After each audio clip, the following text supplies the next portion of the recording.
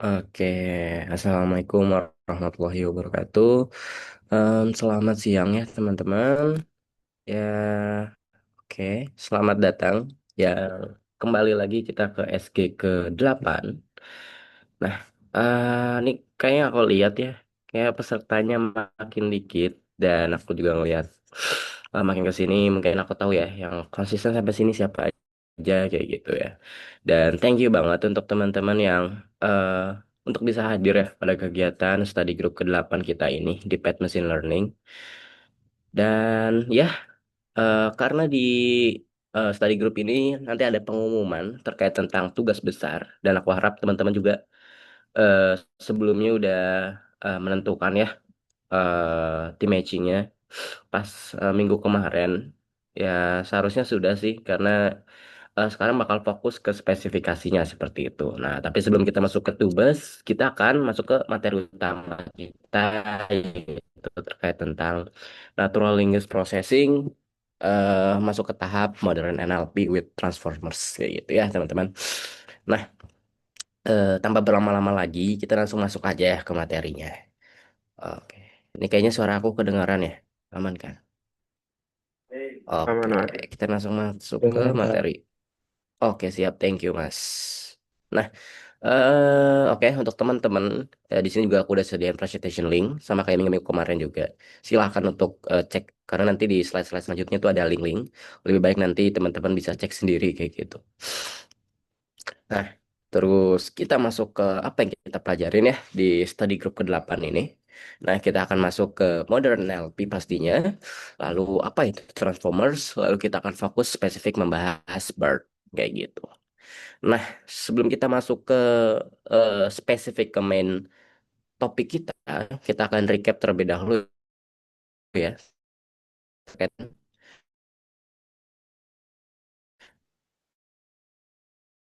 ya, setuju. Akan review ulang lagi aja ya teman-teman. Bahwa kalau NLP itu secara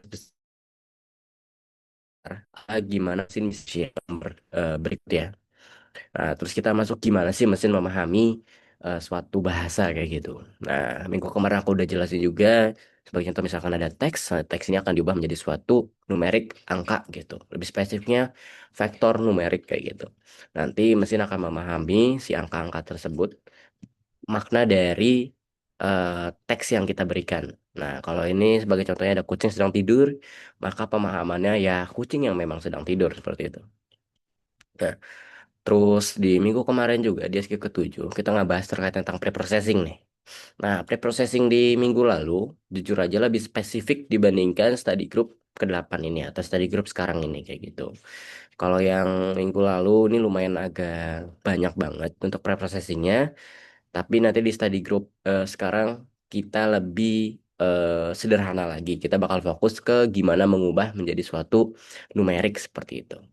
Nah, kemarin kan kita udah nggak bahas terkait tentang sparse representation sama dense representation. Nah, ini word embedding sama statistical. Di study group ke-7 kita ngebahas TF-IDF sama word to fact. Nah, sekarang di study group ke-8 kita nggak bahas terkait tentang BERT kayak gitu. Ini masuknya ke transformers atau contextual embedding kayak gitu. Nanti gimana sih masuknya ke BERT ini gimana? Nah, minggu kemarin juga kita udah nggak bahas terkait tentang sparse representation ya, term frekuensi sama inverse dog frekuensi kayak gini. Ini statistical banget, kita bisa hitung secara manual dan gampang banget untuk dihitung. Terus minggu kemarin juga kita udah belajar tentang word to fact. Ini kita mengubah menjadi suatu vektor representasi gitu. Jadi dia dipetakan ke dalam suatu vektor. Mungkin ini contohnya ke dalam suatu chart kayak gini. Nanti dia bentukannya kayak gini. Cuma ini untuk dua dimensi. Terkadang kalau misalkan dimensinya lebih tinggi, bentukannya nggak kayak gini ya teman-teman. Mungkin lebih kompleks lagi. Nah, terus habis itu kita masuk ke fitur extraction ya tadi ya. Yang dari sparse representation sama data representation nanti bakal diubah menjadi suatu numerik kayak gini. Nah, eh, untuk transformer juga sama kayak gitu. Di study group ini sama. Tujuan kita adalah mengubah suatu teks menjadi suatu numerik kayak gitu. Tujuannya sama, walaupun perbedaan algoritma atau perbedaan caranya berbeda kayak gitu. Nah, di minggu lalu kita pakai eh, ketika sudah diubah menjadi vektor numerik, person. Nah, baru bisa dipakai melalui beberapa machine learning sederhana kayak Naive Bayes, Random Forest. Kalau minggu lalu aku di hands-on-nya pakai Naive Bayes, dan aku teman-teman yang lain juga pada bisa eksplorasi ya. Ada yang pakai SVM, ada yang pakai Random Forest juga kayak gitu. Nah, tadi kan kita udah ngebahas terkait tentang NLP ya tradisional. Kita recap. Nah, sekarang kita masuk ke konsep utamanya nih. Kita bakal masuk ke NLP, modern NLP lebih tepatnya. Nah, kita bakal masuk ke modern NLP. Nah, kemarin kita terkait tentang tradisional nih. Kenapa kita harus upgrade dari tradisional ke yang modern sekarang ini kayak gitu. Nah, ini sebagai contoh ada nih teman-teman. Misalkan kalimat pertama, ia menarik uang di bank. Sama ada kalimat kedua, yaitu ia memancing di bank sungai. Nah, kalau misalkan word to fact sama type IDF, mereka itu penggunaan makna banknya ini sama kayak gitu. Kayak misalkan, kalau type IDF, dia kan berdasarkan frekuensi atau berapa banyak dia muncul kayak gitu. Nah, kalau word to fact, dia itu memetakan ke dalam vektor. Yang artinya nanti bank ini bakal ditaruhkan, ditepatin kayak gini. Dan dia nggak peduli kata selanjutnya apa, kata sebelumnya apa, kayak gitu. Nah, jadi kenapa kita perlu mengupgrade agar kita bisa membedakan mana bank, makna bank di kalimat satu sama bank di kalimat kedua. Karena maknanya berbeda. Kalau ini beneran bank kayak gitu. Kalau ini ya di bank sungai gitu. Kalimat selanjutnya sungai. Berarti ada ketergantungan ke kalimat selanjutnya itu adalah sungai kayak gitu. Kalau misalkan di dalam TF-IDF, lihat nih, angkanya sama teman-teman untuk kalimat kata banknya gitu. Nah, ini terus ada contoh lagi. Kenapa tradisional NLP itu nggak bisa memahami konteks yang lebih prefer lah kayak gitu, lebih kompleks juga. Kayak contohnya nih teman-teman, kayak sistem aplikasi ini sama sekali tidak mengecewakan. Nah, ada kalimat tidak mengecewakan. Ini ambigu banget nih teman-teman untuk mesin memahami konteksnya nih. Tidak mengecewakan. Jadi mengecewakan atau tidak kayak gitu. Masa ada kata tidak. Nah, tidak ini kemungkinan kalau misalkan kita pakai stop word, kalau misalnya tradisional NLP, khususnya di paraphrasing, kata tidak ini kemungkinan bakal dihapus nih. Karena dia masukkan ke stop word, dia bakal difilter. Karena kata tidak ini sering banget muncul. Jadi sistem aplikasi ini sama sekali mengecewakan karena tadi kita ngefilter ini nih, kalau misalkan kita pakai NLP tradisional, jadi harus hati-hati ya. Kalimat tidak ini sebisa mungkin lebih baik dimasukin kayak gitu, teman-teman. Saya membenci kalau harus pindah ke bank lain kayak gitu. Nah, jadi ini maknanya apa? Apakah maknanya ini eh, suatu yang memuji atau sesuatu yang eh, konotasinya negatif kayak gitu? Karena dia udah bilang tidak mengecewakan. Berarti artinya bagus, tapi dia juga bilang saya benci kalau harus pindah ke bank lain kayak gitu. Ada kalimat benci, benci ini konotasi kan negatif kayak gitu. Terus mengecewakan juga negatif kayak gitu. Nah, ini model apa mendeteksi kata tidak, mengecewakan dan benci kayak gitu. Jadi dia berpikir ini negatif. Padahal kalau misalnya kita ngelihat, oh enggak, ini sebenarnya kalimat yang apa ya sarkasme, cuma ngarahnya ke yang positif kayak gitu. How to handle it. Gimana kita menangani hal ini kayak gitu teman-teman. Nah, kalimat tidak mengecewakan ini lebih baik dilihat nih. Tidak ini mengacunya ke mana? Kata tidak ini mengacunya ke mengecewakan kayak gitu. Jadi kita harus lihat kalimat selanjutnya. Sorry, kata selanjutnya kayak gitu. Nah, muncullah yaitu adalah pemrosesan sequentials. Nah, ini bisa pakai RNN atau sequence to sequence. Nah, teman bisa lihat nih, uang ternyata dia memiliki kata selanjutnya kayak gitu atau menarik kayak gini. Jadi dia ngelihat nih si mesin ini bakal memahamin kata selanjut setelah uang tuh apa kayak gitu. Nah, pakai pemodelan sequentials, RNN sama sequence to sequence. Teman-teman bisa eksplorasi sendiri kayak gini. What RNN sama sequence to sequence. Karena kita nggak ngepelajarin ini ya, kita akan ngepelajarin kenapa model sekarang itu selalu improvisasi dan perkembangannya selalu upgrade gitu. Nah, tapi ada kekurangan ya teman-teman. Sequence processing yang tadi ini itu memiliki kekurangan, yaitu adalah limitasi. Dia itu nggak bisa eh, memahami kata yang dalam banget. Kayak contoh nih, bank. Terus tiba-tiba ada kata misalkan untuk graf atau mungkin kayak satu dokumen files gitu. Nah, dia tuh nggak bisa ngebaca kalimat yang udah panjang tuh. Ini contohnya kayak di sini nih. Nah, ini panjang banget jadinya kalimat itu terlupakan gitu. Sini bakal ngelupain nih kalimat yang ini karena udah kepanjangan. Dia bakal mending dia ngepahamin kalimat yang baru-baru ini aja kayak gitu, yang lebih relevan gitu. Nah, solusinya apa sih? Datanglah attention. Nah, solusinya adalah attention. Nah, ini ada salah satu paper atau makalah lah ya kayak gitu, penelitian yang bernama Attention is all you need kayak gini. Nah, ini nih paper ini lumayan cukup terkenal banget bagi teman-teman yang di bidang machine learning sama artificial intelligence. Kalau misalkan orang-orang developer ya kayak ChatGPT, Claude, Gemini ataupun LLM lainnya, itu tuh pasti tahu attention is all unit itu apa kayak gitu. Nah, ini adalah fondasi untuk NLP yang sekarang kita ini. Kayak tadi ya ChatGPT, Gemini, LLM kayak gitu. Nah, ini fondasinya dari paper ini. Mereka membangunnya dari paper ini. Ini sebagai fondasi untuk membangun suatu NLP yang modern sekarang ini. Nah, dia tuh menyetuskan yang namanya Transformers. Transformers ini mengimplementasikan, ngegunain nama attention. Sesuai namanya, dia ngasih perhatian gitu ke suatu kata. Nanti bakal dijelaskan. Kayak contohnya ini nih, kayak kucing. Nah, kucing ini eh ternyata dia tuh punya kata selanjutnya kayak gitu. Sorry nih, misalkan melompat. Melompat ini maksud siapa? Siapa yang melompat? Nyata yang melompat itu adalah si kucing nih. Nah, dia tuh bakal ngasih suatu bobot ke yang berhubungan paling tinggi kayak gitu. Yaitu kucing melompat. Nah, ini kan saling berhubungan tinggi nih. Siapa yang melompat? Yaitu si kucing kayak gitu. Nah, terus selanjutnya apa nih? Dia tuh bisa memprediksi kata selanjutnya kayak gitu, teman-teman. Nah, ini kita lihat ya dari gimana sih perbandingannya. Di minggu kemarin di HQ ke-7 kita udah ngepelajarin tentang TF-IDF sama Word to Fact. Nah, sekarang kita bakal fokus ngepelajarin Transformers atau nanti lepatnya Bird kayak gitu. Nah, kalau misalnya kita lihat, ternyata ini nih kalau ngeliat dari perbandingan ya, TF-IDF itu sangat lemah banget. Dia cuma di kecepatan paralel. Karena dia ngikut ngitungin frekuensi atau berapa banyak dia muncul kayak gitu. Nah, terus kalau misalkan Word to Fact, nah dia tuh tetap ada makna. Cuma maknanya kan ditaruh ke dalam vektor ya, dipetakan gitu. Nah, sayangnya dia tuh urutannya masih belum diperhatikan gitu. Terus sama konteksnya masih belum, masih salah kayak gitu.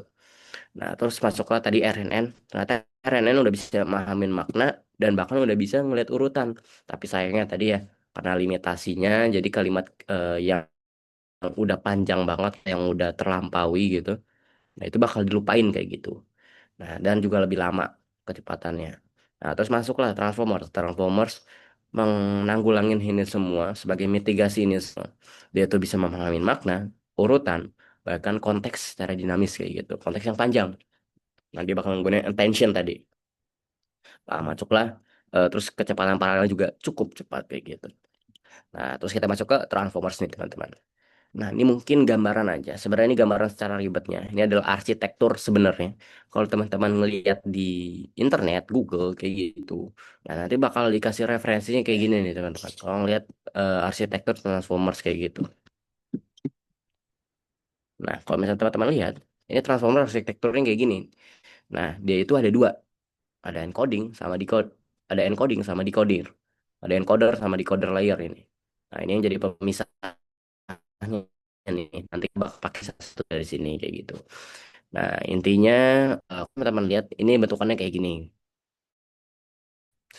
Se gitu. Nah, cuman kita ingin mempermudah nih teman-teman untuk memahami kayak gitu.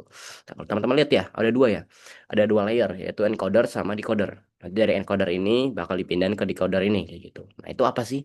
Nah, encoder itu ibarat kayak kalau misalnya di perkantoran, encoder itu dia itu departemen pemahaman.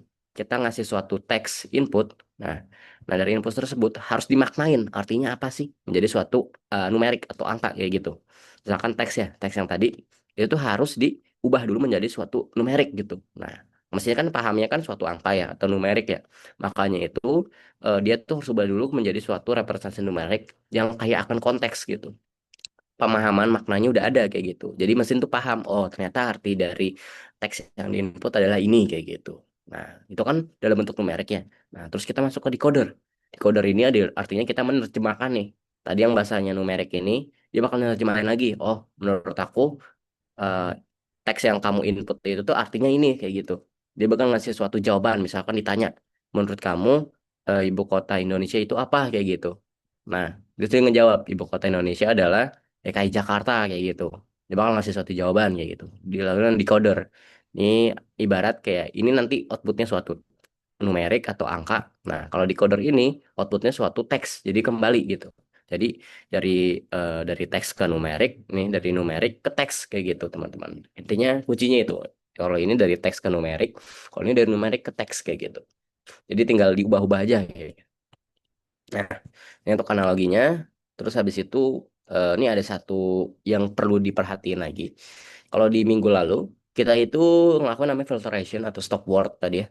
Kita nggak buang suatu stop word kalimat kata sorry kata yang nggak terlalu penting kayak ke di terus mau mau saya kayak gitu terus kata-kata yang sering muncul aja sih teman-teman gitu dan nggak terlalu berbobot gitu.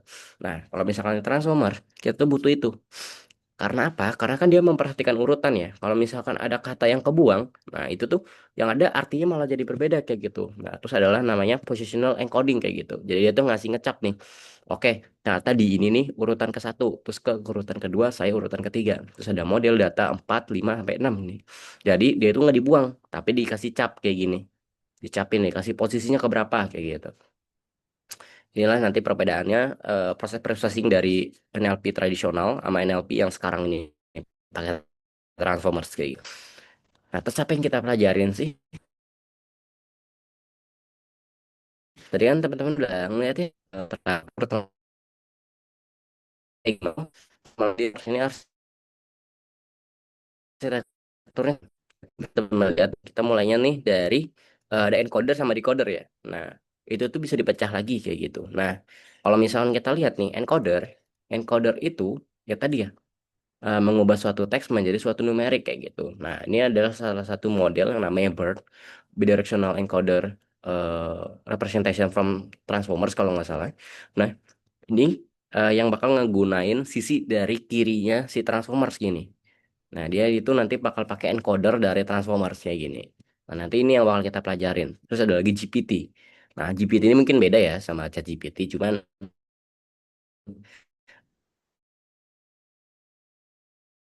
Transformer juga kayak ya, segmen Transformers kalau nggak salah. Nah, ini dia ngambil encoder dari ngambil sisi kanannya, kalau berarti ngambil sisi kirinya kayak gini. Ya, tujuannya apa? Tujuannya untuk generate teks biasanya ini. Kan tadi ya eh, si bagian decoder itu mengubah suatu numerik atau angka menjadi suatu teks kayak gitu teman-teman. Nah, itu. Nah, nanti yang kita pelajarin ini ya fokusnya ke BERT ini. Kita nggak ngepelajarin GPT sama Transformer secara arsitektur besarnya kayak gitu. Kita masuk ke model BERT. Kita masuk ke model BERT. Di model BERT ini, eh kalau teman-teman lihat. Nah, ini untuk nama panjangnya, Bidirectional Encoder Representation from Transformers. Nah, gimana sih alur kerjanya kayak gitu ya kan? Nah, kalau teman-teman lihat di sini, nanti bakal masuk yang namanya kita butuh yang namanya input representation nih.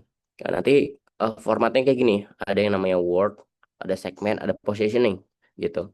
Nah, ini nanti ada istilah namanya word embedding, segment embedding, sama position embedding kayak gitu. Nanti akan dijelaskan ya. Nah, nanti dari input representation ini akan masuk ke layer encoder ini nih. Nah, ini ada 12 layer sebenarnya.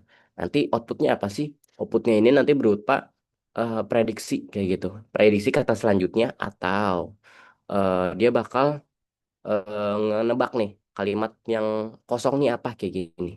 Nah ini masking namanya. Nanti tapi kita nggak pelajarin ini ya. Kita bakal fokus ke ini. Dia bakal ngeprediksi kalimat selanjutnya. Ini untuk klasifikasi kayak gitu teman-teman. Bidirectional encoder representation from transformers. Bisa taksnya untuk dua ini ya.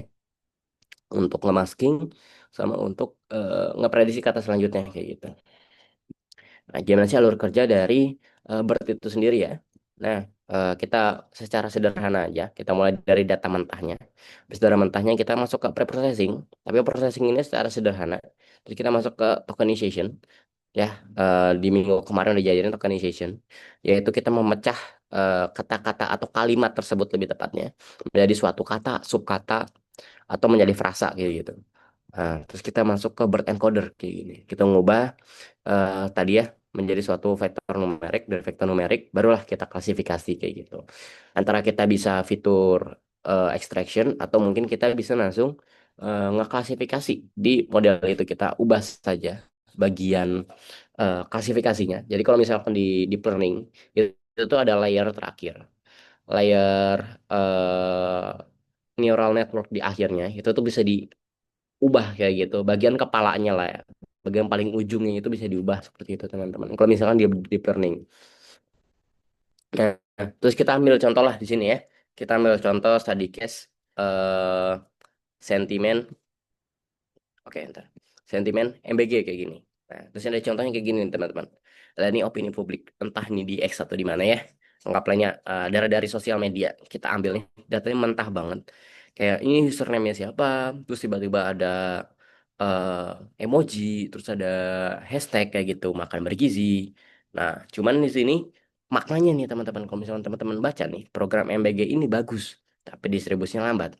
Jadi ini ngarahnya ke sentimen negatif atau positif kayak gitu. Nah, ini nih harus kita maknain secara benar kayak gitu, teman-teman. Terus konspirasi. Nah, bagaimana Bird memahami opini publik yang penuh sarkasme kayak gitu. Banyak yang kalimat atau ya opini publik yang dia itu maknanya itu tuh susah dipahamin oleh mesin kayak gitu. Nah, nanti adalah Bird ini yang bakal memahamin gimana opini publik ini diartikan kayak gitu, teman-teman. Nah, kita masuk ke preprocessing. Ini dari data mentah ini kita masuk ke preprocessing nih. Nah, di minggu lalu kita kan udah belajar terkait tentang preprocessing dari NLP tradisional ya. Nah, di NLP tradisional ini lebih banyak lagi sebenarnya untuk ngelakuin preprocessingnya. Kayak misalkan contoh ya, ada data cleaning, kita nge-folding, terus habis itu kita ngelakuin tokenization, bagus distribusi lambat, terus ngelakuin filtration, kayak koma, tapi, terus kayak misalkan ada nyahnya ini, kalimat imbuhannya, itu tuh dihapus, terus kayak ada tanda serunya juga dihapus, kayak gitu. Nah, kalau misalnya ini dilakukan di Bird atau di Transformers, konteksnya jadi hilang nih teman-teman. Sebaiknya kita jangan ngelakuin preprocessing kayak di minggu lalu. Beda treatmentnya caranya juga beda kayak gitu. Nah, terus apa sih yang kita lakuin kayak gitu ya, teman-teman? Nah, kita hanya perlu ya udah data cleaning aja, yaitu URL. Kita ngapus URL tadi ya. Sorry, bukan URL sih, ini si username-nya ini atau HTML kayak gitu. Terus sama tanda baca kayak koma, terus kayak tanda seru kayak gitu. Itu lebih baik dihapus. Sorry, ini kayaknya, oh enggak, tanda baca ini maksudnya emoji ya teman-teman. Nah, emoji ini lebih baik dihapus. Atau mungkin ada suatu fitur, aku lupa nama library-nya apa. Pokoknya dia bisa ngartiin emoji ini menjadi suatu ASCII kode gitu, ASCII karakter. Kayak gitu. Nah, kayak stopword. Nah, ini nih yang jadi keyword atau highlight utamanya. Itu adalah stopwordnya ini harus dipertahanin. Jangan dibuang kayak gitu. Ini kan dibuang ya, tapi ini dibuang kayak gitu. Ini juga dibuang sini. Ini seharusnya yang ini jangan dibuang nih. Program MBG ini kan masuknya ke program MBG kan. Kata ini mengacunya ke program MBG kayak gitu. Nah, bentar.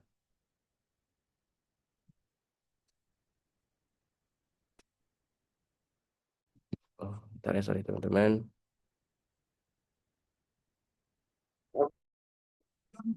Oke. Nah, tadi ya preprocessing. Kita masuk ke tokenization nih sekarang. Jadi kan kita udah masuk ke preprocessing. Di tokenization ini kita itu memecah mode tadi.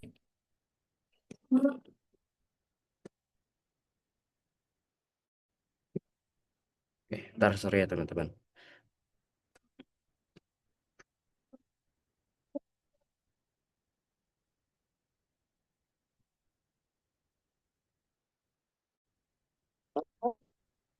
Karena aku kebetulan sorry ya, aku lagi di luar juga nih sebenarnya. Jadi kalau misalkan ada terdengar suara dari luar ya, sorry ya.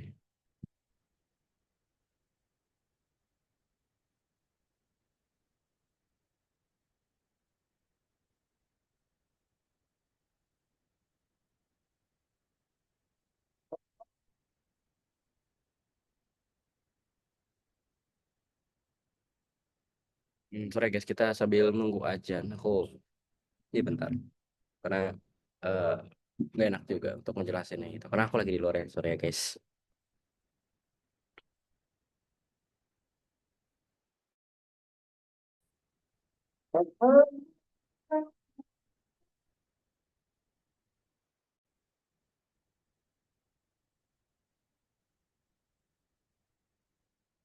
Ya, sembari menunggu azannya teman-teman. Karena nggak enak juga. Aku minta teman-teman untuk buka iniannya juga ya, hands-onnya juga yang udah aku kasih di sini. Nanti aku sekalian setelah ini bakal ngejelasin juga kayak gitu. Teman-teman bisa buka dulu handphonenya. Terus jangan lupa di-upload ya. Sorry, ini dikonekin dulu. Oh, oke.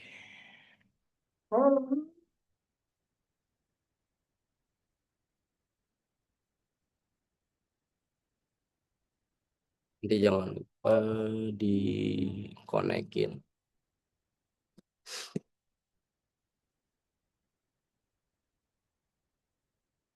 Terus data set dari Kaggle ya teman-teman. Yang kemarin.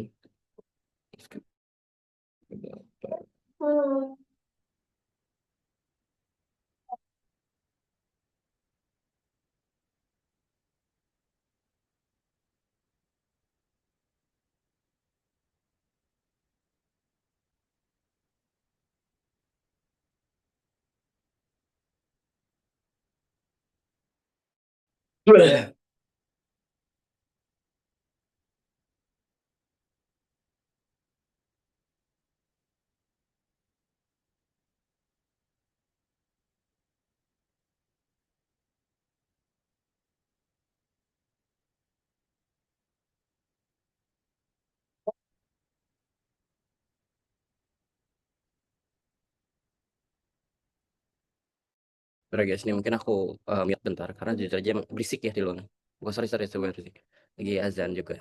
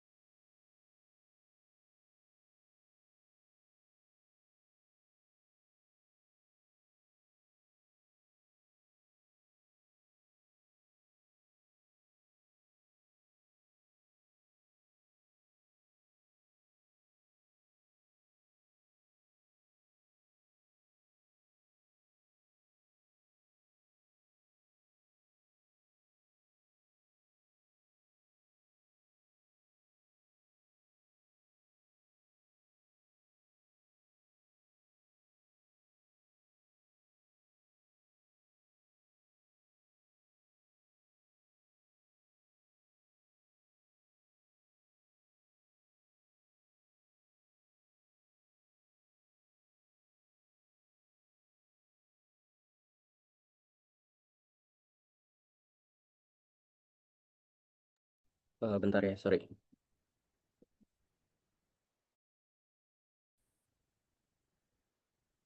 Oke oke Mas Dam. Ini aku lanjutin aja ya. Ah, oke. Kayak karena tadi aku bilang ini buat si hands on-nya ini teman-teman bisa upload aja dulu dari Kaggle, download, habis ini masukin ke sini terus jangan lupa di unzip kayak gitu. Gitu.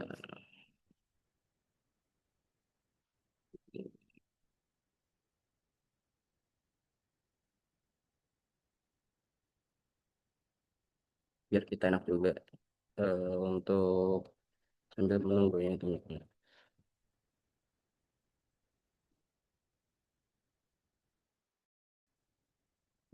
Aduh, gara-gara tiba-tiba di itu nggak deh.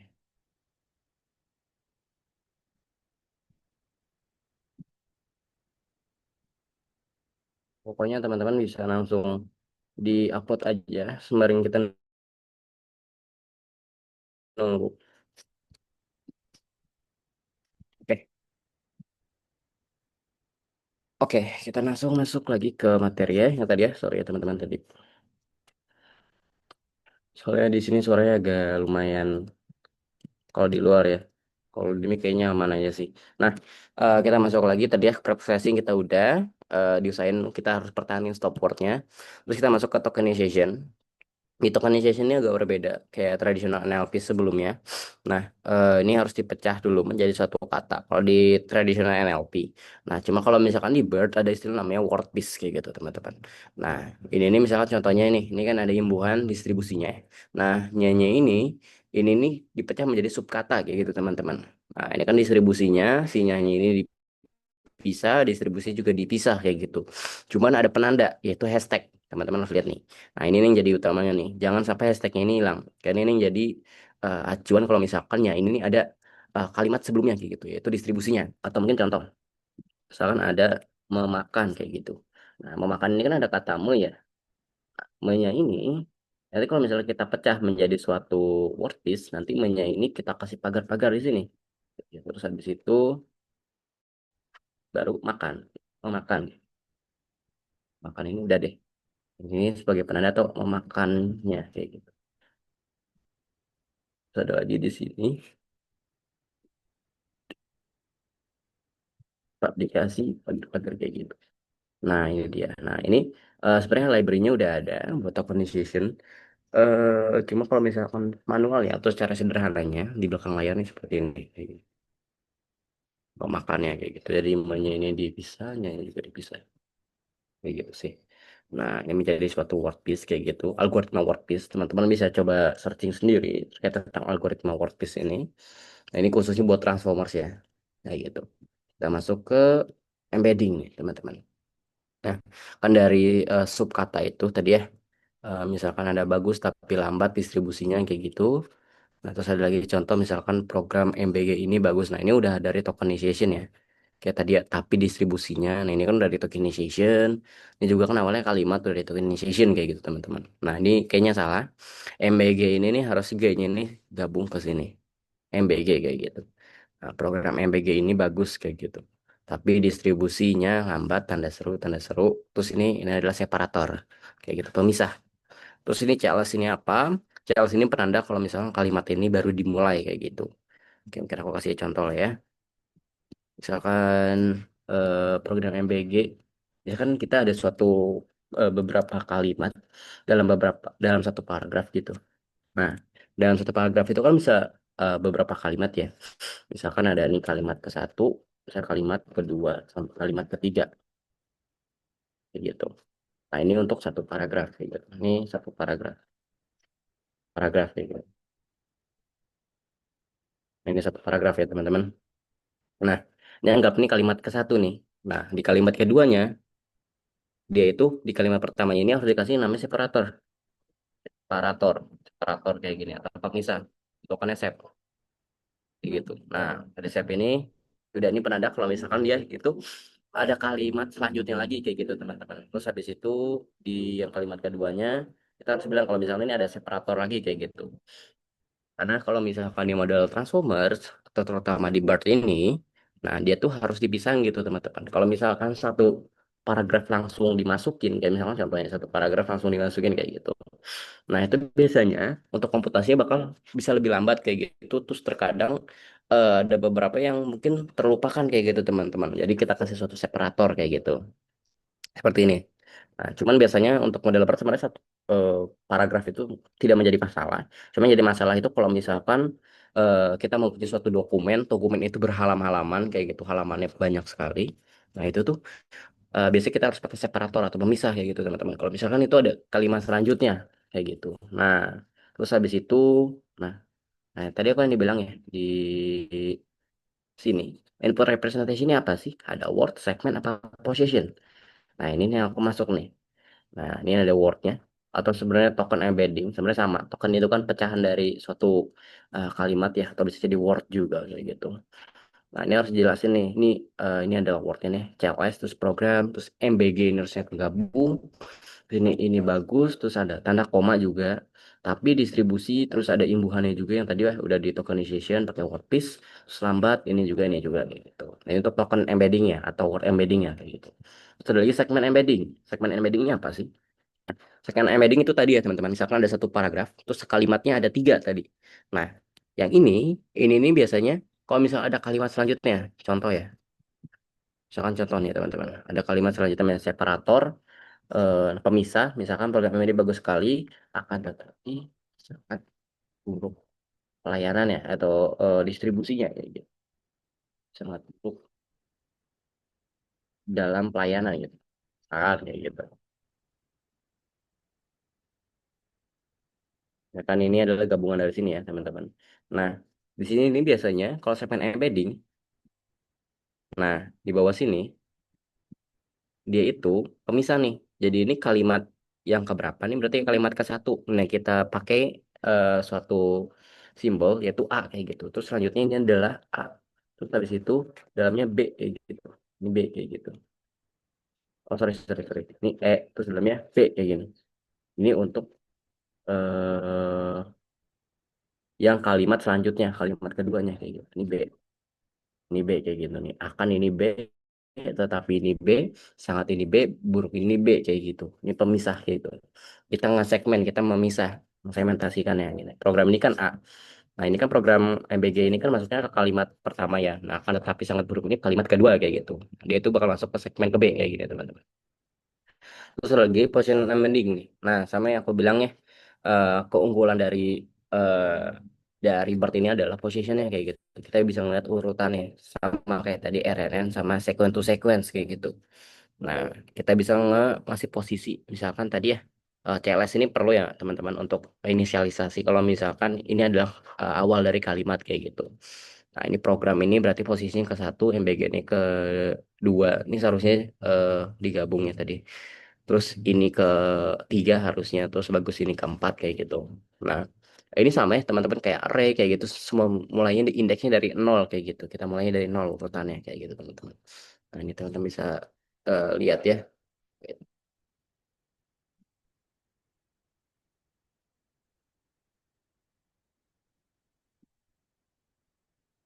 Nah, teman-teman kalau misalkan lihat di sini, ini nih, kalau misalkan dalam bentukannya, nanti misalkan ya MBG ini bakal dipecah itu jadi token embedding, segmen embedding, kita position embedding, kita kita ekstraksi kayak gitu si MBG ini.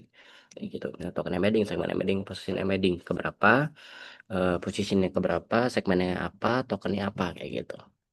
Gitu.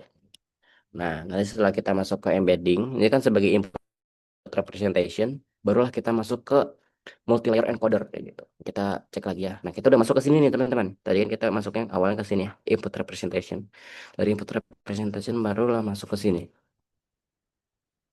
Nah, masuklah ke sini, kita udah masuk ke multi-layer encoder. Nah, multi-layer encoder ini yaitu adalah layer dari BERT itu tuh teman-teman encoder. Nah, ini berapa lapis sih? Berapa layer sih? Ada 12 layer transformer sih gini dari encoder ini nih. Nah, tadi kan dari input representation di sini, terus habis itu dia masuklah ke layer ini teman-teman. Tadi kan bentuknya dalam vektor ya, dalam angka kayak gitu. Nah, masuklah ke sini. Tujuannya apa? Tujuannya dia bakal memain konteksnya nih. Layer pertama, oke, konteksnya ini. Terus kedua konteksnya ini, ketiga konteksnya ini, keempat konteksnya ini, sampai layer ke-12. Dia bakal memperkaya konteksnya kayak gitu. Makna dari kalimat yang kita masukin ini teman-teman. Gitu tuh. Ini untuk multi layer encoder. Nah, nanti dari sini kita masuk ini sebenarnya bagian dari multi layer ya kalau teman-teman lihat karena ada multi head ya sebenarnya multi head ini bagiannya ke sini juga nih teman-teman bagiannya ke 12 layer encoder ini. Teman-teman lihat baca di sini. Nah ini kan banyak ya. Nah kita kan fokusnya ke sini nih ke part ini teman-teman kalau misalnya lihat kita masuknya ke sini nih multi head attention itu apa sih. Nah ini adalah bagian dari si ini nih teman-teman multi head self attention. Nah ini nih dia itu ngasih suatu bobot kayak gitu teman-teman yang dia kemungkinan saling berhubungan kata-katanya kayak misalkan lambat lambat ini ngarahnya kemana. Oh ternyata ngarahnya ke distribusi itu ternyata distribusinya lambat dia ngasih suatu bobot ke dua kata ini gitu. Ternyata lambat sama distribusi itu saling berhubungan erat kayak gitu. Ternyata makna lambat itu mengarahnya ke distribusi kayak gitu.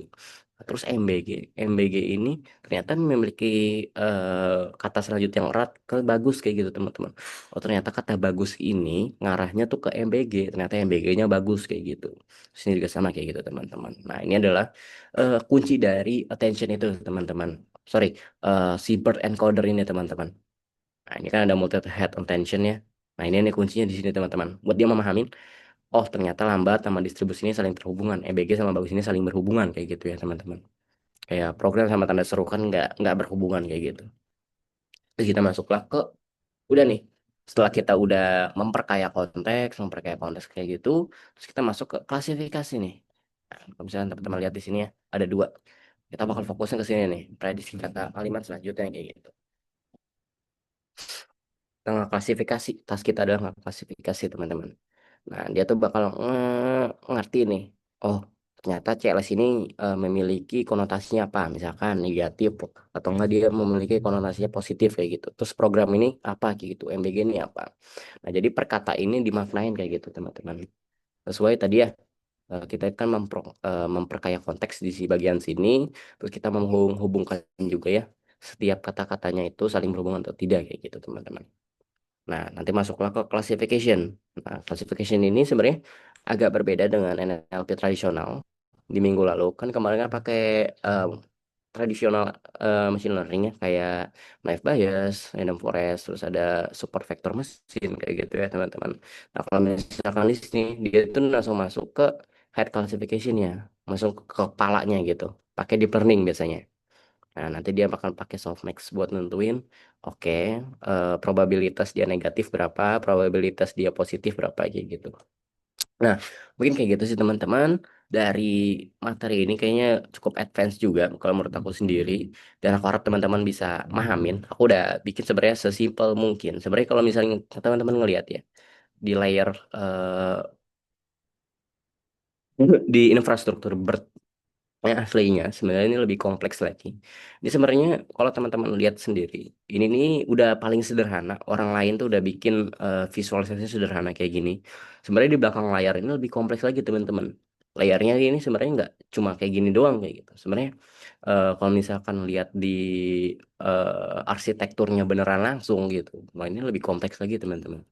Cuma ini secara sederhana kayak gini kayak gitu. Nah, aku harap dari pembelajaran modern eh, NLP ini, khususnya ke Transformers ini, teman-teman bisa memahamin cara kerja dari modern NLP ini ya. Karena ini kompleks banget menurut aku sendiri. Masuknya emang udah ke advance kayak gitu. Dan tapi ini lebih relevan untuk industri yang sekarang, teman-teman. Banyak industri sekarang kan udah mainnya ke LLM ya gitu ya. Itu kan masuknya udah ke modern NLP. Nah, kayak gitu sih, teman-teman. Nah, eh, mungkin ada pertanyaan kah dari sini? Karena sebelum kita masuk ke hands on, apakah ada pertanyaan? Ayo teman-teman feel free aja.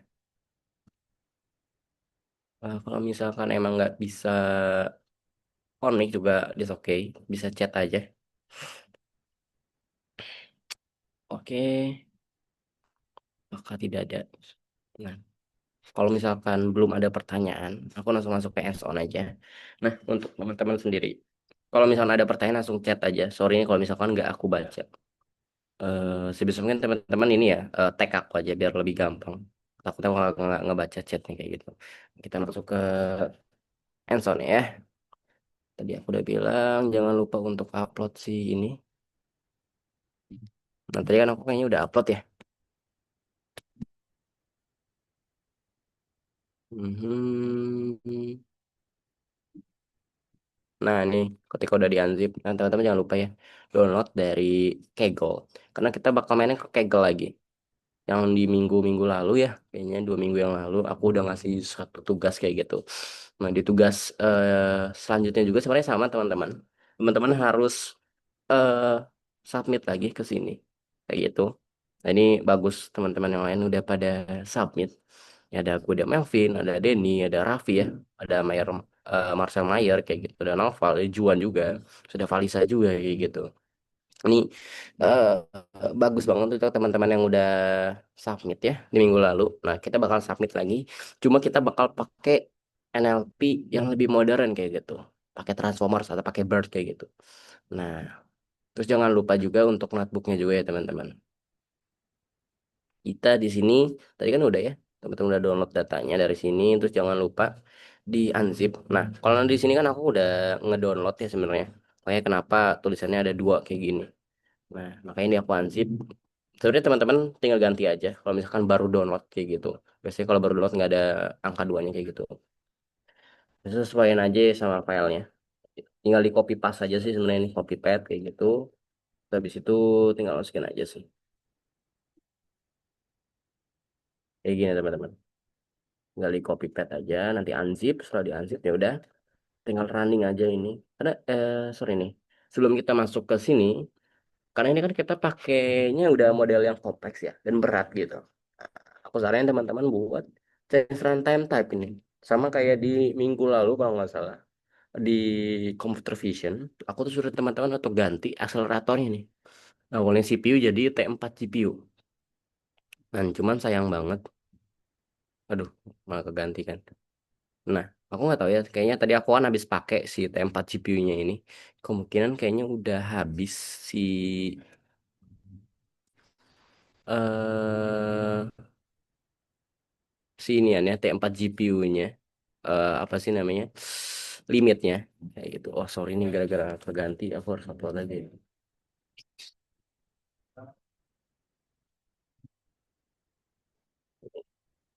Oke, teman-teman. Ya, aku langsung upload ke tren nama TTS-nya aja biar nggak usah ansip-ansip.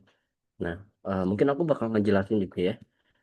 eh dan nggak bakal running kayaknya karena kalau misalnya aku running ini lumayan agak lama juga jujur aku tadi udah ngerunning juga lumayan agak lama.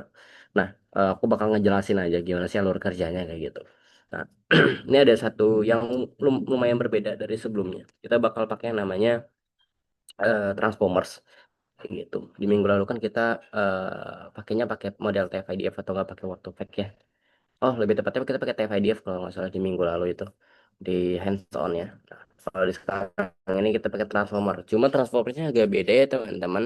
Aku tuh karena kan lumayan agak lama buat ngeprosesnya juga. Nah, jadi aku tuh pakai sebenarnya teman-teman lebih baik diubah ya. Bukan organization nih embedding sebenarnya. Embedding Bitbird kayak gitu. Nah, ini kita ngubah menjadi suatu pokoknya tujuannya apa? Tujuannya suatu teks ini yang udah dibersihin bakal diubah menjadi suatu angka gitu numerik kayak gitu teman-teman. Nah, mungkin sama ya prosesnya kayak di minggu lalu. Kita ngeload dulu, habis ngeload, nah ternyata datanya kayak gini. Terus habis itu kita pengen lihat gimana sih isinya. Ternyata cuma teks sama label. Tujuan kita adalah klasifikasi kayak gitu teman-teman. Nah, habis itu ya udah sih. Nah, kita ngeliat ternyata datanya balance kayak gitu, nggak ada yang beda sendiri. Terus habis itu, nah ini nih cleaningnya agak beda nih teman-teman dibandingkan SG ke-7. Oh, coba buka ya. Kita compare aja nih di SG ke-7. SG ke-7. Nah,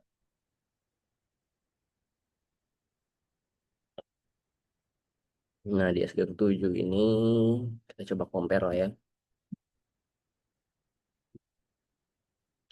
Biar kita tahu nih perbedaannya apa sih. Nah, teman-teman kan kalau lihatnya, kalau misalkan di SG 8 ini sederhana banget kayak gitu. Kita cuma cleaning doang. Kita nggak bersihin nih. Nggak ada yang namanya proses steaming, terus nggak ada yang namanya proses ya, kita cek nggak ada yang namanya kita remove sebenarnya remove emoji juga bisa sih teman-teman tadi kan kita nge-remove emoji terus habis itu kita nggak ada stop word juga kayak gitu. Nah, ini kan lebih ribet ya, lebih banyak lagi prosesnya. Nah, kalau misalkan di sini itu sih simpel ini aja teman-teman, kita ngegunain bagian sini aja nih sebenarnya, lowercase sama remove URL, hashtag kita hapus, emoji kita hapus, udah kayak gini aja. Nah, ini sih. Nah, udah. Tinggal kopas aja ke sini udah sama kayak gitu, teman-teman. Gitu sih. Nah, untuk sisanya, oh, remove number, number lebih baik jangan kayak gitu. Karena angka itu lumayan agak penting dapatnya. Terus tokenization, terus tokenization sebenarnya udah nanti masuk ke bagian embedding juga, udah diproses secara otomatis lah kayak gitu. Kayak gini. Nah, sebenarnya sederhana aja. Kita ambillah bagian sininya aja nih. Udah, tinggal kita masukin deh ke text processing untuk modern NLP. Untuk bagian sini lebih baik jangan kita gunain kayak gitu karena kita pengen pakai. biar memperkaya konteks kayak gitu. Tadi stopword lebih baik kita pakai aja karena itu untuk memperkaya konteks. Nah, terus habis itu ini sebenarnya agak berbeda sama model kalau misalnya kita orang lain ya, handsonan orang lain kayak gitu. Notebook orang lain karena lumayan agak berat juga. Jadi ini untuk mempercepat juga. Aku juga baru bikin ya ini juga. Nah, intinya sama.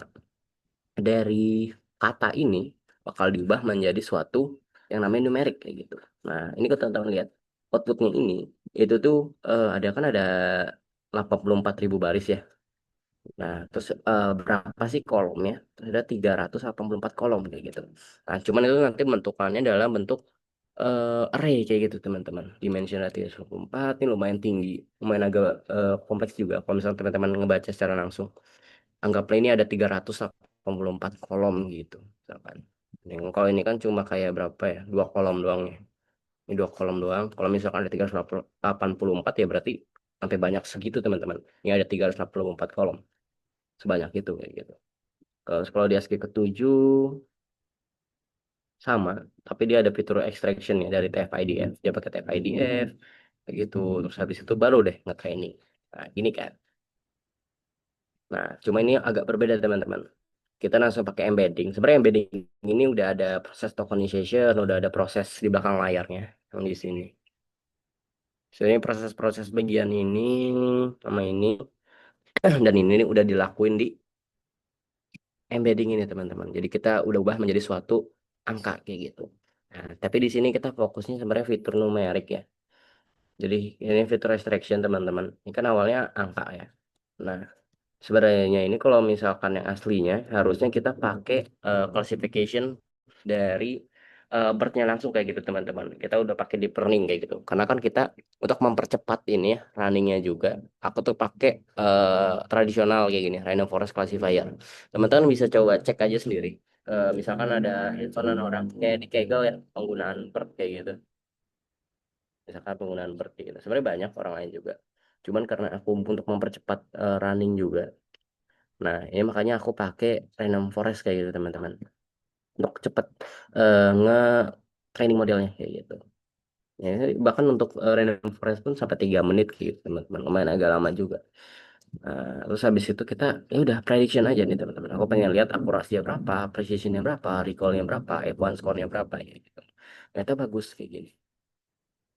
Nah, terus kita lihat lagi, kita cek lagi. Nah, ternyata ini kan ada kelas 0 sampai kelas 3 ya. Itu artinya apa? Tadi di kita lihat lagi, tadi kan ada isu-isunya. Nah, ini label kategorinya apa? Ada bisnis ekonomi, hiburan olahraga, politik dunia, masa teknologi. Kayak gitu. Ini untuk yang kelas 03, 1, 2, 3 gitu. Artinya ini, teman-teman. Nah, ternyata bagus nih, teman-teman. Dia F1 skornya 9, 95, 85, 85 juga kayak gitu. Nah, terus habis itu udah deh, kita tinggal buat file submissionnya aja kayak gitu dari hasil prediksinya. Ini karena aku tadi T4 yang kayaknya udah kepake juga, jadi nggak bisa ngerunning lagi secara cepat. Ini lumayan lama ya, 3 menitan.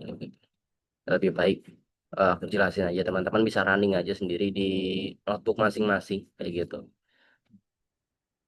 Oh ya, mungkin ini untuk penugasan ke depannya nanti ya, teman-teman. Sebisa mungkin untuk penugasan selanjutnya eh, diubah kayak gitu beberapa caranya. Kayak misalkan trainingnya. Ini kan jangan pakai net bias, teman-teman bisa coba pakai random forest kayak gitu. Jangan terlalu ngikutin ini, jangan di running ulang doang, tapi diubah, dimodifikasi. Kayak contohnya misalkan ditambahin lah kita nge-remove apa ya? Kita nge-remove suatu HTML kayak gitu bisa di sini. Pokoknya ada cara yang berbeda dari hands-on yang udah dikasih ya sama teman-teman mentor kayak gitu. Nah, ini mungkin teman-teman bisa ubah saran aku ubah sih ini. Kali ini kan pakai sentence transformers ya. Ini sebenarnya bukan model BERT secara langsung, cuma teman-teman bisa pakai model BERT, teman-teman coba eksplorasi sendiri kayak gitu. Ini untuk mempercepat aja. Ini udah running terus habis itu nanti filenya berbentuk submission CSV. Dia udah ada di sini bentukannya CSV. Kebetulan aku udah download ini. 1 jam yang aku udah download. Oh, aku tinggal ya udah submit aja teman-teman. Nah, tinggal submit ke sini udah deh. Yang tadi hasil dari submissionnya gitu. Tapi udah submit ya udah deh. Jangan lupa di submit aja sih teman-teman. Terus jangan lupa diubah ya beberapa caranya. Kayak misalkan ini center transformersnya diubah. Kayak kalau bisa text processingnya ditambahin. Ini kan belum ada emoji sama sekali ya. Kalau di SG ketujuh kan ada buat nge-remove emoji. Teman-teman coba itu remove emojinya kayak gitu. Kayak gitu sih teman-teman. Untuk hands-on-nya aku sorry nih aku nggak running dulu karena lama untuk runningnya juga jadi nggak enak buat ngejelasinnya juga kayak gitu.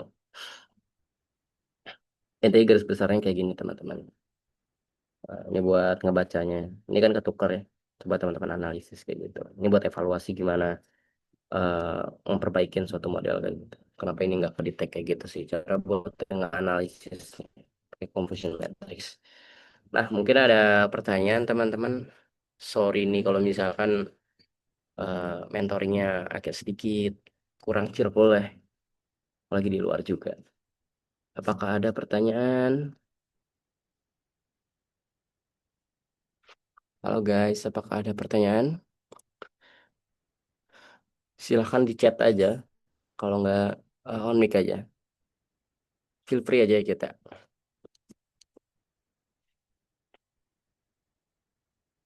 Oke, kayaknya nggak ada pertanyaan juga ya.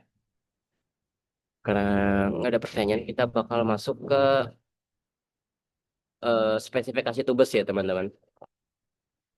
Nah, kayaknya di FK8 ini cukup sekian aja. Nah, kita bakal masuk ke spesifikasi tubes ya. Kita bakal ngejelasin gimana nanti tubes ke depannya. Teman-teman, sebisa mungkin kalau misalnya ada pertanyaan nanti langsung hands-on aja atau chat aja. Ini untuk tadi ya, SK8 kita udah cukup. Selanjutnya kita akan masuk ke spesifikasi tubes teman-teman. Nah, ini untuk produk desain requirement ya kayak gitu. Atau requirement nanti tugasnya apa kayak gitu ya. Nah, sebenarnya sederhana aja sih teman-teman. Eh, Sama kayak apa yang udah kita implementasi selama study group ini. Cuma nanti yang jadi perbedaan kita bakal ngelakuin deployment.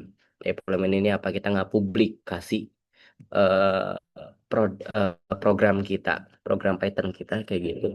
Melalui apa? Melalui Streamlit. Nah, Streamlit ini sayangnya belum diajarin ya di SK Group sebelumnya kayak gitu. Nah, kita bakal ngejelasin Streamlit ini tuh di study group ke 9 sama 10 kalau nggak salah. Di minggu depan lah kayak gitu. Minggu depan libur ya. Nah, kalau nggak salah di study group selanjutnya gitu, 9 atau enggak 10 kita bakal ngepelajarin Streamlit. Ini buat proses deployment. Nah, terus jangan lupa teman-teman ya yang punya GitHub sebisa mungkin pakai GitHub-nya dengan baik. Teman-teman sebenarnya eh, masih belum em, kenal banget dengan GitHub. Sebenarnya simple aja teman-teman. Kayak eh, GitHub tutorial tuh banyak banget. Aku tuh pakai GitHub sebenarnya sederhana cuma git add, git push sama git commit doang kayak gitu. Nah, sebenarnya aku sebagai contoh ya gimana cara ngebuat suatu GitHub kayak gitu. Misalkan tes sebenarnya udah sesimpel kayak ini project aku kayak gitu. Yang ini project aku. Nah, ini teman-teman sebenarnya udah ngebuat suatu repository atau teman-teman ngebuat suatu kayak folder lah kayak gitu. Nah, udah sebenarnya teman-teman tinggal kopas aja bagian sini. Terus mau taruh di mana di file lokalnya kayak gitu. Nanti aku kasih contoh deh. Kita ngebahas yang lain dulu. Intinya nanti untuk ngebukin suatu GitHub kayak gini. Nah, terus spesifikasi untuk datasetnya gimana sih teman-teman? Nah, kita pakai bisa teman-teman bisa ngambil dari Kaggle. Dari sini aja deh. Sebenarnya udah ada ini nih PPT-nya aku mau ngebahas spesifikasi tugasnya itu. Eh, eh,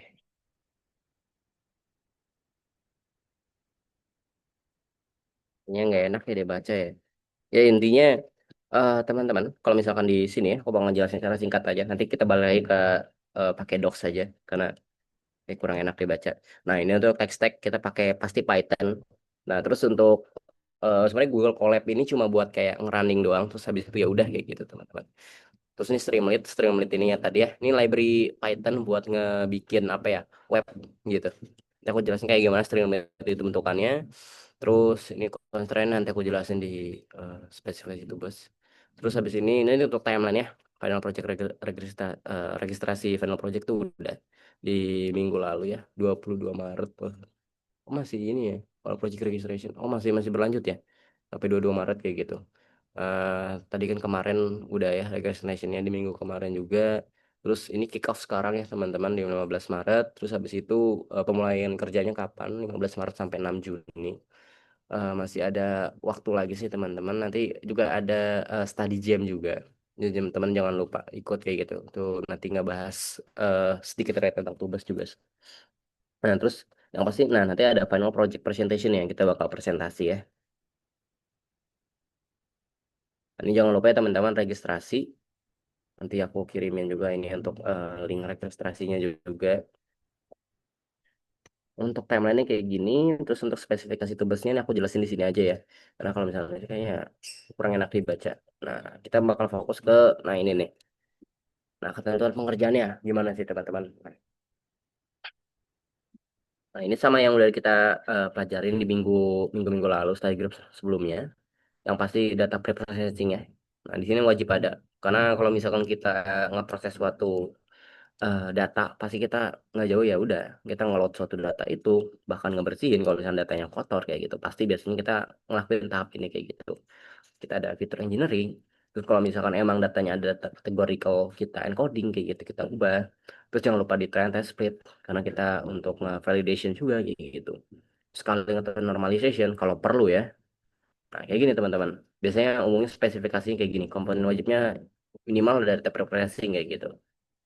Nah, ini nih yang jika perlu karena kan kayak model eh, tree kayak Random Forest, SGBoost itu sebenarnya nggak perlu dilakuin kayak gini ya teman-teman. Nggak wajib lah ya.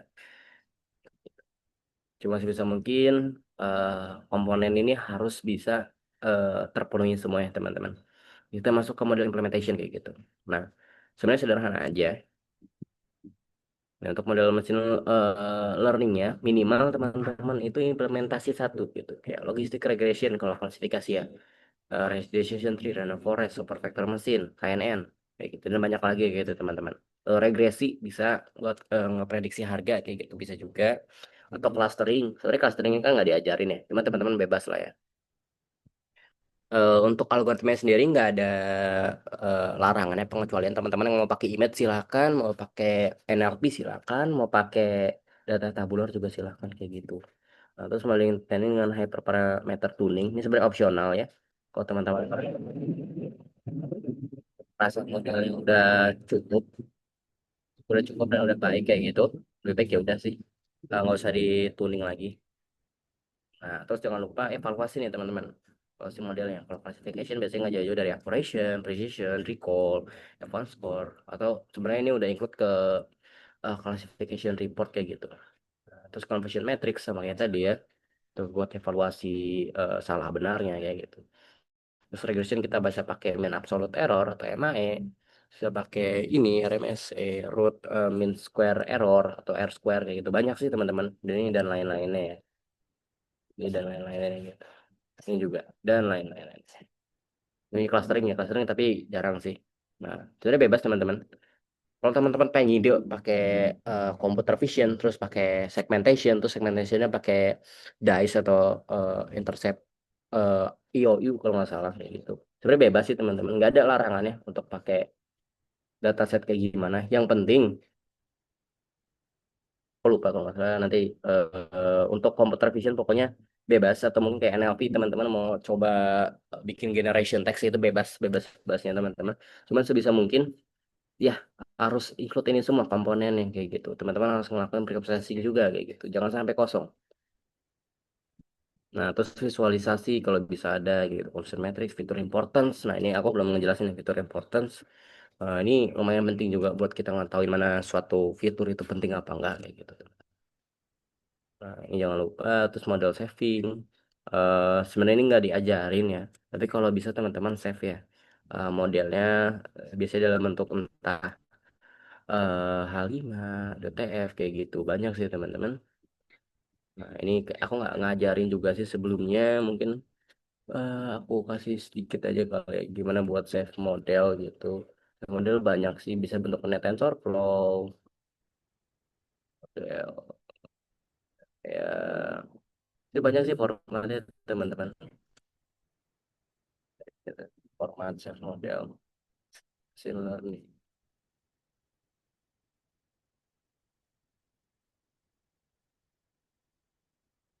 Yang pakai keras ya. Banyak ada yang keras, ada yang H5 kayak gitu.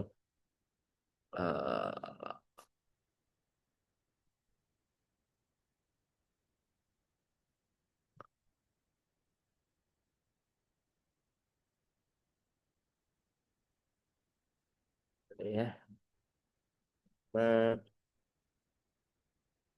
nah, ini ada kalau misalnya teman-teman pakai keras atau pakai TensorFlow, teman-teman bisa saya pakai H5 kayak gitu. Mungkin teman-teman yang pakai TensorFlow ada .tf ya, tapi udah jarang sih bisa pakai H5 kayak gitu.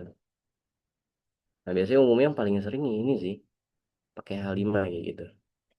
Kalau Joblib apa ya? Ntar? Lupa Joblib.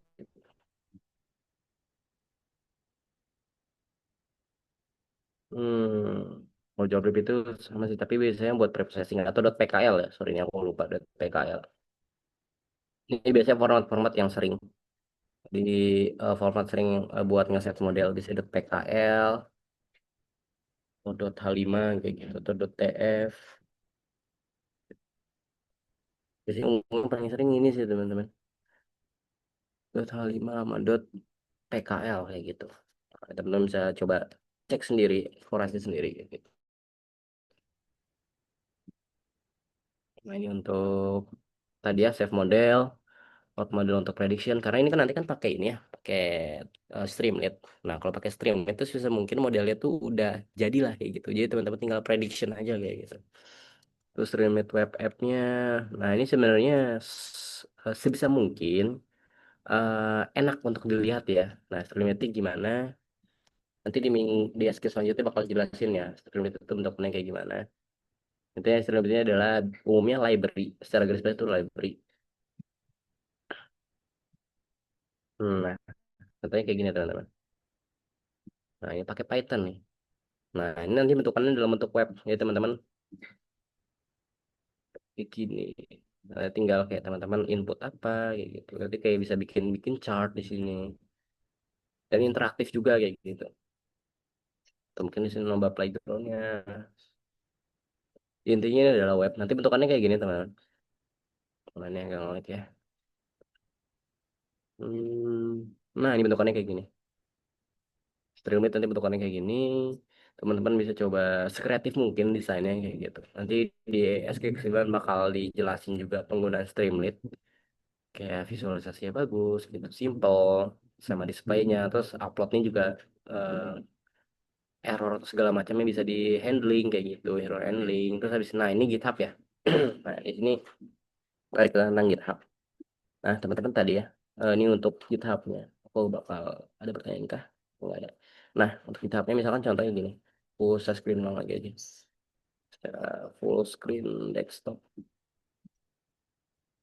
Nah, nah contoh ini. Nah, kan aku tubas ya misalkan tubas nih. Tubas kayak gitu. Nah, biasanya gimana sih? Nah, teman-teman ini tinggal buka via, kalau aku ya. Oh, jangan deh, di terminal aja. Ini di, misalkan di sini. Nah, kalau misalkan di Windows berarti pakai Command Prompt. Nah, kalau misalkan aku kan pakai ini, pakai Mac. Nah, kita pakai terminal. Pokoknya intinya teman-teman oke. Nah, misalkan aku kan udah di folder tugas ya, nih, folder teman-teman buat ngebikin repository atau foldernya kayak gitu bisa di sini. Terus habis itu jangan lupa copy aja.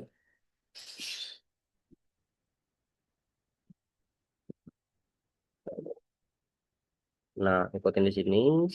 Nah, biasanya nanti dibikin nih readme-nya kayak gitu. Teman-teman buka aja di VS Code. di VS Code kayak gitu.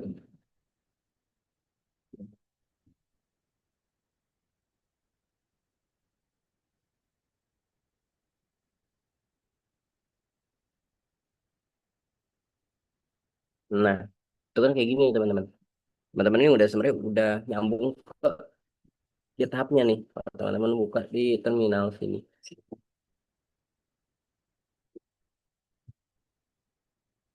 Nah, biasanya ada indikator main-main kayak gitu. Itu aja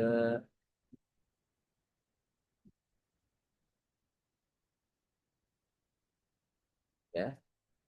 Nah, biasanya di sini ada tulisan main nih. Kalau teman-teman udah nyambung ke GitHub. Mungkin di status. Nah, ini aman nih. Berarti udah nyambung nih. Atau mungkin teman-teman nyobalah buat kayak gini. Tadi kan aku udah nyoba ya, udah copy paste ini. Nah, pasti tadi udah kayak gini. Nah, terus aku pengen nyoba. Kalau tadi deh. Hello. Jangan lupa. Kalau aku deh sih, kalau cuma GitHub itu fungsi kayak, ya udah teman-teman. Aku cuma git add doang. Git commit. Misalkan commit. Menambah isi readme gitu. Nah, udah. Terus yang itu git push aja. Git push origin main. Tinggal tunggu. Udah. Nggak update ke sini. Nah, ini udah kebaca nih teman-teman. Aku lihat deh komitnya. Oh, ini udah nih menambah isi readme kayak gitu. Terus simpel itu aja teman-teman. Untuk memakai GitHub cuma buat git add, git commit sama git push doang kayak gitu. Paling di awal kalau teman-teman belum pernah install GitHub, paling apa ya? Aku lupa. Kayak instalasinya itu tuh teman-teman untuk masukin emailnya kayak gitu, username-nya juga dan sebagainya di Git-nya ini. Nah, ini untuk penggunaan Git. Nanti untuk sebenarnya struktur foldernya tuh bebas aja. Mau gimana? Cuma bisa mungkin rapih kayak gitu. Di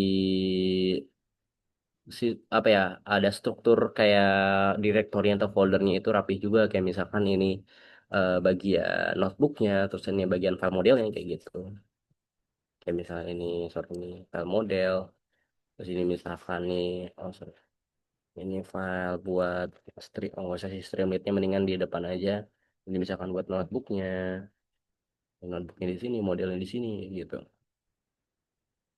Kayak gitu teman-teman. Sebisa mungkin untuk strukturnya rapih ya kayak gitu. Karena ada penilaiannya juga. Jadi readme dijelasin juga deskripsi projectnya apa, terus datasetnya dijelasin juga sumbernya dari mana, terus run lokal, gimana cara buat ngerunningnya, terus tag-tagnya gimana, model performance kayak gimana kayak gitu. Kayaknya aku pernah bikin project pakai Streamlit deh di GitHub aku. Nah, ya, aku lihat mulai. Bentar, bentar ya guys. Ini aku coba cek dulu. Ada nggak ya?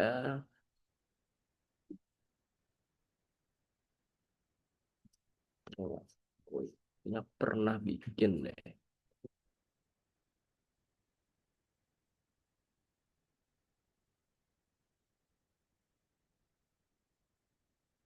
Ini sama nih pakai Streamlit. Oke, ini deh kalau nggak salah. Ini agak kurang rapi sih sebenarnya. Pertama kali aku belajar juga ini.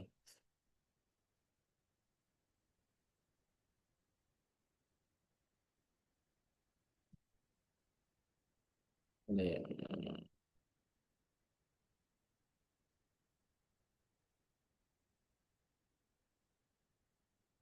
lain juga.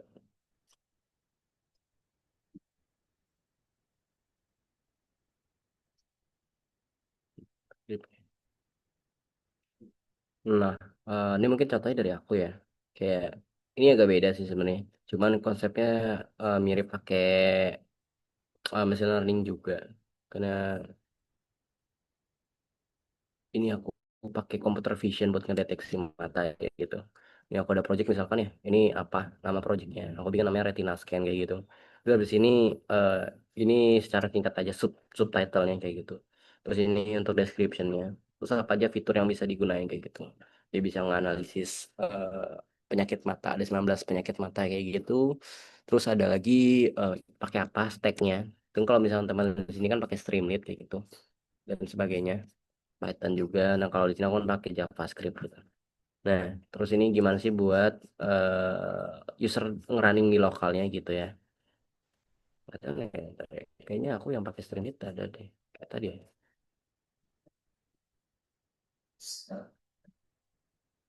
Udah jelek sih tapi yang ini ya. Sorry ya, guys. Mana ya Streamlit ya. Nah, oh ya, ini gambaran kasarnya sih kayak gini ya teman-teman. Buat gimana sih tambahin quick startnya juga gimana sih user lain itu bisa ngerunning program kita. Misalkan nih buat instalasinya bisa pakai virtual environment kayak gitu biar kejaga. Atau mungkin nanti jangan lupa ya tambahin juga dependensinya. Biasanya teman-teman kalau misalkan di GitHub sistemnya nambahin ini requirement ini penting. Karena takutnya ada orang lain yang pengen nyoba pakai program kalian kayak gitu, ngegunain, ngeklon. Nah, pas dicoba ternyata ada error gitu. Gara-gara mungkin versionnya berbeda. Jadi sih bisa mungkin teman-teman ya requirement si library-nya ini disesuaikan kayak gitu yang teman-teman pakai. Biar nanti teman-teman yang eh, orang lain itu bisa pakai juga dan nggak error gitu. Ini aku pakai Olaman ya agak lumayan ribet juga. Nah, terus pakai ini buat runningnya pakai Selenium Mitran. Terus habis itu si pengajar PY-nya ini si mana ya yang ngajar PY di sini. Ada lagi nih supaya ini jelek banget nih, guys. Sorry ya. Intinya nanti dijelasin juga untuk instalasinya gimana, terus kayak misalnya buat ngerunningnya gimana kayak gitu. Terus, nah ini mungkin yang gini aja sih untuk komponen wajibnya. Terus habis itu ada peraturan juga. Harus menggunakan Python pasti, wajib data processing jangan pernah di skip, minimal satu algoritma ML, deployment pakai Streamlit kayak gitu, terus GitHub juga harus rapi, dan kalau bisa komitnya itu eh, jangan cuma satu orang doang yang komit ya, mungkin semuanya berkontribusi gitu. Nah ini untuk kriteria penilaiannya, karena di minggu-minggu sebelumnya kita udah ngebahas tentang data processing EDA gitu, terus ada model implementation juga udah. Pokoknya yang ini adalah komponen utama, bobot yang paling tinggi di sini teman-teman. Untuk Streamlit, GitHub, sama dokumen ini nih cuma pelengkap aja sebenarnya, karena bobotnya kecil juga. Cuma sebisa mungkin dilengkapi dengan secara baik ya teman-teman. Paling ini sih untuk kriteria penilaian, peraturan, terus sama ketentuan pengerjaan gitu, sama teknologi yang digunakan itu harus kayak gimana gitu. Nah, karena aku ngeliat di sini, eh sorry mana nih? Teman-teman yang di sini kayaknya jujur ya, dikit banget. Ada berapa orang doang kayak gitu. Untuk penentuan kelompok tim, mungkin aku bakal berapa ya? Antara 3 atau 2 gitu. Karena ini jujur dikit banget juga aku ngeliat dari sekarang. Paling nanti ya teman-teman dibahas terkait tentang pengkelompokan ini. Karena ngelihat anggotanya juga yang sekarang ya. Jujur dia sedikit banget kayak gitu juga. Aku juga bingung untuk nentuin kelompoknya ini. Kalau nggak salah kan ada team matching juga. Gitu sih. Mungkin ada pertanyaan teman-teman buat spesifikasi requirement penugasannya kayak gimana untuk machine learning pad ini. Ada yang mau ditanyakan? Ini untuk tubes ke depannya kita nanti.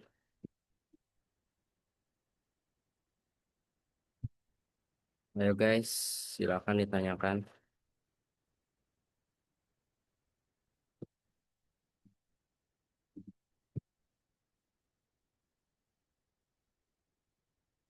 Oke.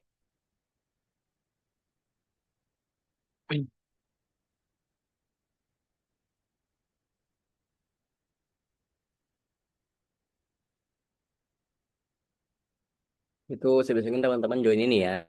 Ya matchmaking final project itu tuh. Yang di grup itu teman-teman join. Terus jangan lupa eh, perkenalan juga ya. Oke. Kayaknya karena nggak ada ya yang nanya. Dan jangan lupa ya baca spesifikasi tugasnya nanti aku kasih juga. Terus habis itu Mungkin cukup sekian sih teman-teman. Kalau misalnya nggak ada pertanyaan terkait tentang SK ke-8-nya maupun requirement project-nya, kayaknya cukup sekian aja ya. eh untuk studi grup ke-8 kita sama pembahasan tugas besar kita ya. Kayak gitu sih teman-teman. Mungkin terima kasih banyak ya yang udah datang. Teman-teman yang udah mau konsisten sampai sekarang aku thank you banget. Kita udah masuk PSK 8 dan dua study group lagi kita udah masuk ke eh, tugas besar juga nanti udah mau selesai juga study group kita. Jadi aku mau ngucapin thank you besar, makasih banyak banget untuk teman-teman yang terus konsisten sampai sekarang kayak gitu. Oh, cukup sekian sih teman-teman. Sorry ya kalau misalkan di study group sekarang ini gak kurang seru kayak gitu. Mungkin cukup sekian sih. Wassalamualaikum warahmatullahi wabarakatuh ya teman-teman. Bisa balik ke main room aja ya.